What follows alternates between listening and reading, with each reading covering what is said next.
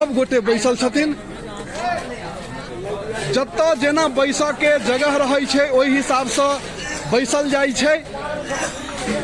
देखियौ सौंसे बैसल छथिन लोक सब। आ देखियौ जत्ता जेहन बैसा के व्यवस्था रहै छै ओहि हिसाब से बैसल जाइ छै। तो अहाँ सबके वीडियो केहन लागि रहला से कहबै।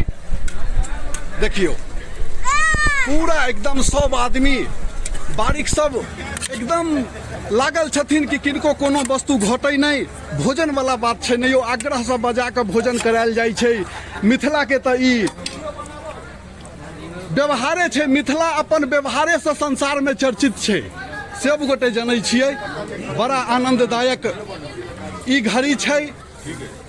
सब गोटे कुशल पूर्वक भोजन इम्हर शुरू भ गेल छै, क रहल छथिन।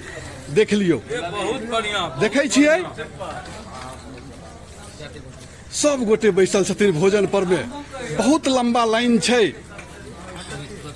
देखियो पूरी तरकारी की भाई ठीक छै ने? बउआ जे कहि जाता हाँ बउआ सब खुश